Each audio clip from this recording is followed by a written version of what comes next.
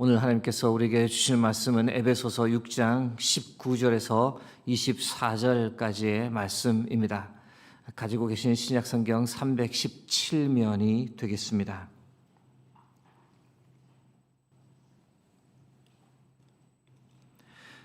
허락하신 말씀 교독하겠습니다. 또 나를 위하여 구할 것은 내게 말씀을 주사 나로 입을 열어 복음의 비밀을 담대히 알리게 하옵소서 할 것이니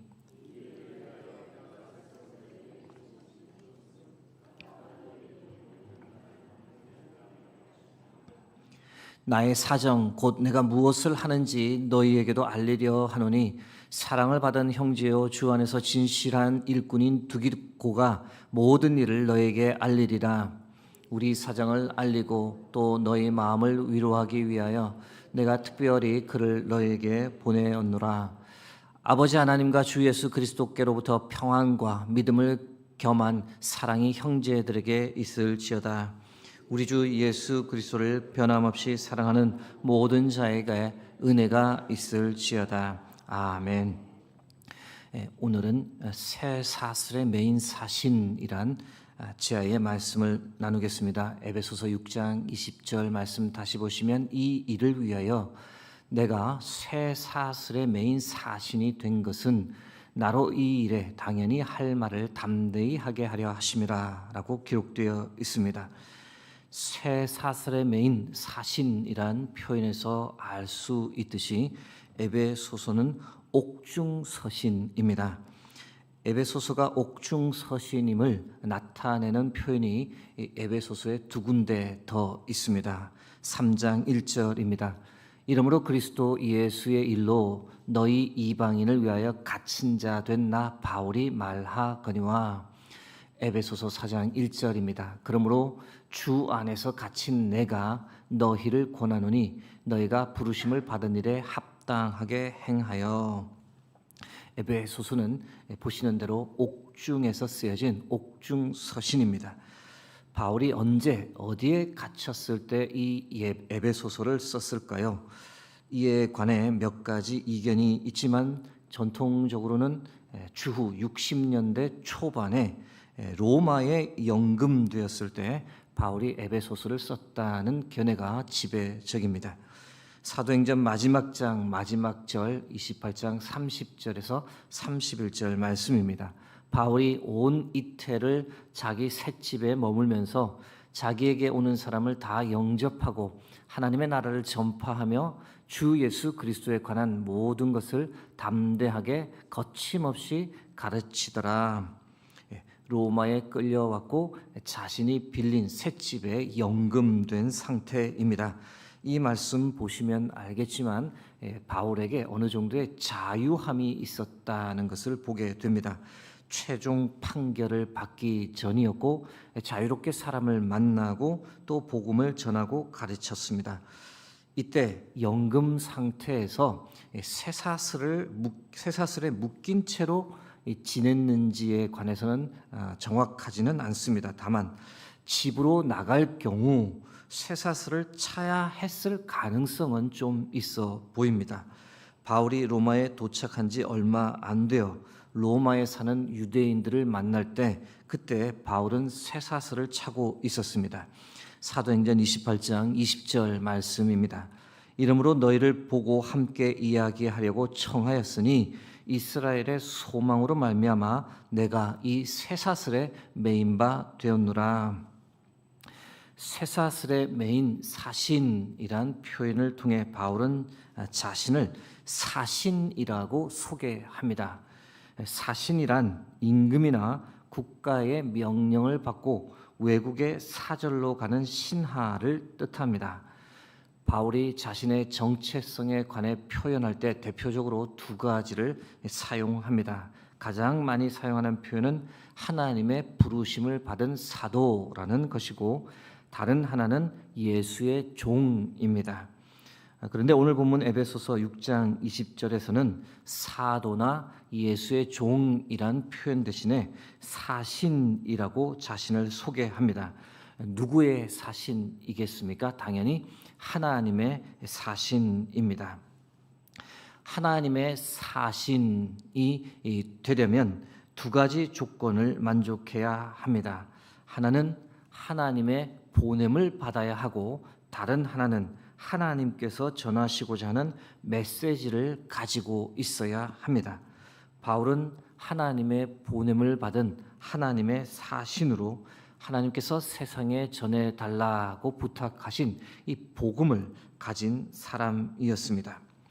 하나님의 사신이라는 이 표현만 보면 참 멋있게 들리지만, 하나님의 사신으로 이 세상에서 살아가는 삶은 항상 편하지만은 않습니다.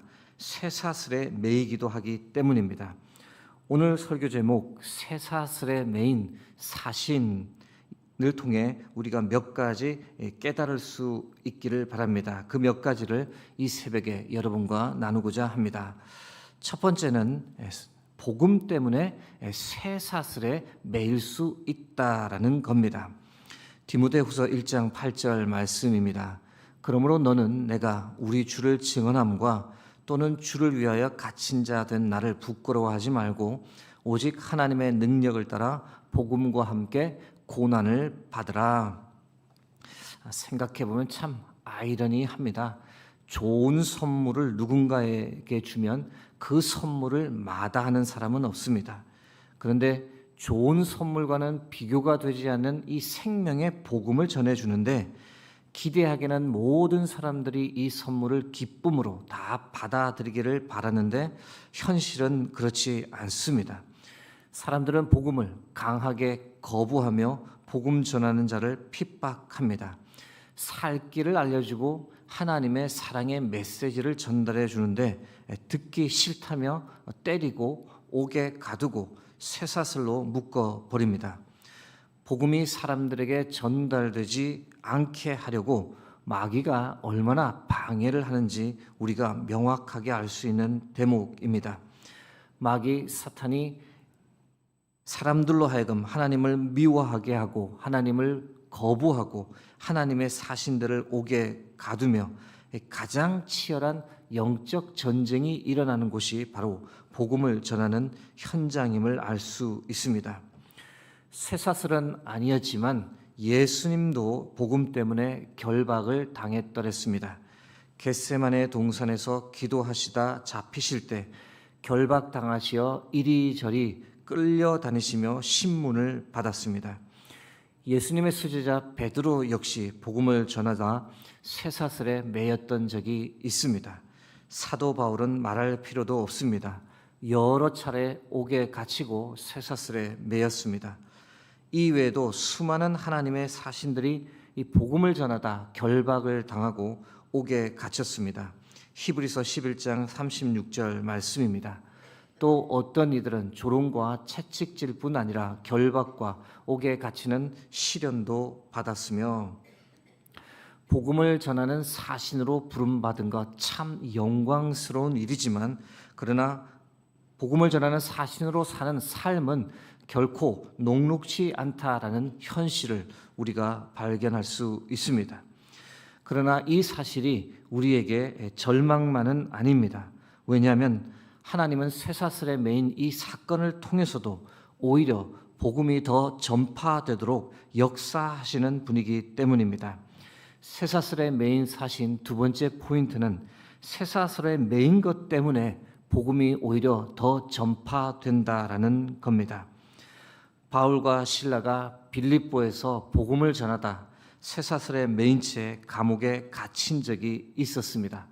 그러나 그때에도 낙심하지 아니하고 한밤중에 찬양하고 기도하였더니 큰 지진이 나고 옥문이 열렸고 차고 있던 쇠사슬이 다 벗겨지는 놀라운 일이 일어났습니다.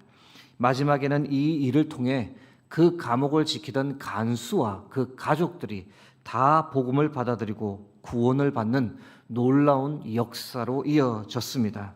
이것이 바로 하나님의 일하심인 줄 믿습니다. 사도행전 21장 보면 바울이 예루살렘 성전에서 쇠사슬에 결박되었습니다. 그런데 오히려 이 쇠사슬에 결박된 것 때문에 예루살렘 성전에서 많은 유대 사람들에게 자신을 변호하며 예수 생명의 복음을 담대히 전하는 기회를 가질 수 있었습니다. 사도행전 23장에서는 사내들인 공의회 앞에서 예수 구원의 복음을 쇠사슬에 묶인 채 전하게 되었습니다. 심지어 사도행전 24장 이하에서는 당시 유대 최고 지도자였던 벨릭스 총독, 베스도 총독, 두 로마 총독과 함께 유대왕 아그리빠 왕 앞에서도 복음을 전할 기회를 쇠사슬에 묶인 채 가졌던 것을 우리가 발견할 수 있습니다. 이것이 얼마나 놀랍고 우리에게 큰 위로가 되는지 모릅니다. 외형적으로는 복음 때문에 쇠사슬에 매인 것 같은 고통을 당하지만 하나님은 그런 악조건을 오히려 복음이 더 전해지는 기회로 삼으시는 분이십니다. 우리 주위에도 그런 분들이 많은 것을 보게 됩니다. 어려운 상황과 환경을 극복하고 아픔과 장애를 극복하고 하나님의 살아계심, 하나님의 사랑을 더 열심으로 전하는 귀한 하나님의 성도들이 있다는 사실, 이것이 우리에게 큰 희망이 됩니다. 쇠사슬에 매인 사신과 관련된 마지막 포인트는 복음은 결코 쇠사슬에 매이지 않는다라는 것입니다. 에베소서 6장 19절 말씀입니다.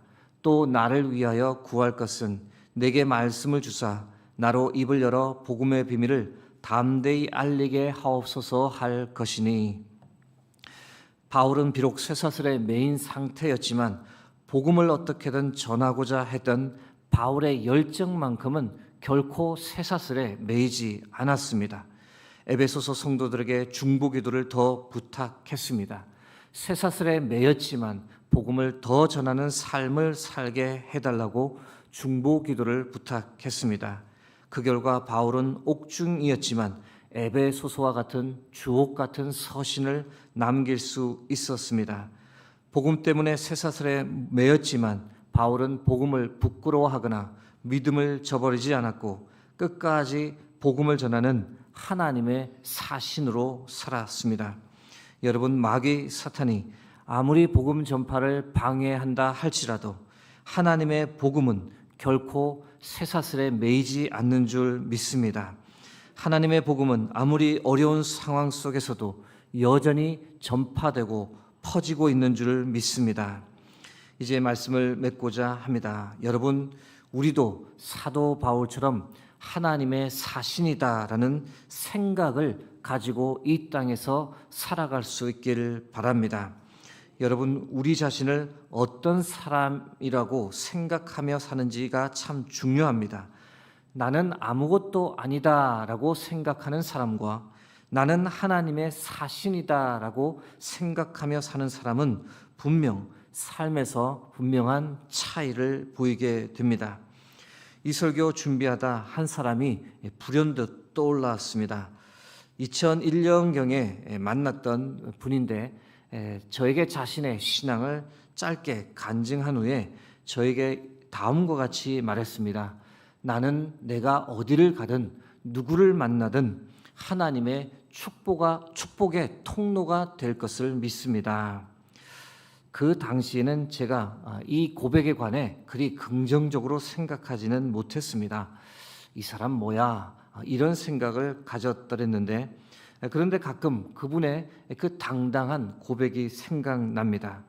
근거 없는 자신감, 근자감일 수도 있지만 다시 생각해보면 참 긍정적인 태도다라는 생각을 하게 되는데요.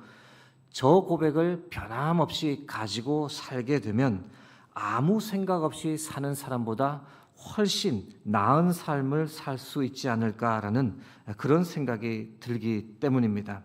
나는 어디를 가든 누구를 만나든 하나님의 축복의 통로가 된다. 이 생각 계속 마음에 품고 살면 여러분, 이 사람 어떤 삶을 살게 될까요?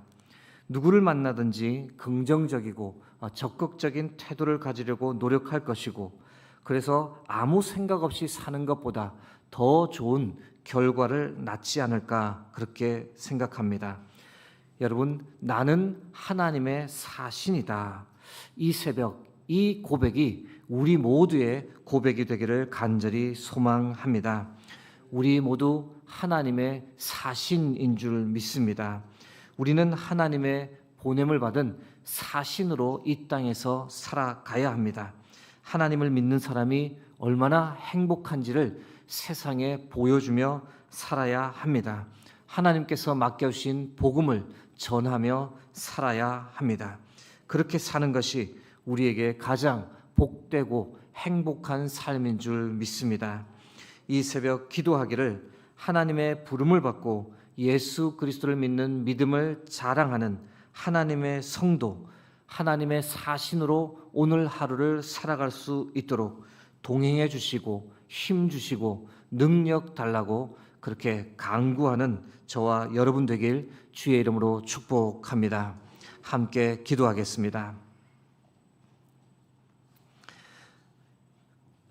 하나님, 아무것도 아닌 우리를 불러주시고 하나님의 자녀 삼아 주셨음을 감사합니다. 이 땅에서 우리가 나는 하나님의 자녀다, 나는 하나님의 사신이다 라는 이 정체성을 우리가 분명히 가지고 살아갈 수 있도록 우리의 삶, 우리의 마음을 붙잡아 주옵소서. 오늘도 우리 모두가 그렇게 살아갈 수 있도록 동행해 주시고 힘 주시고 능력 더하여 주옵소서. 감사드리며 예수 그리스도의 이름으로 기도드립니다. 아멘.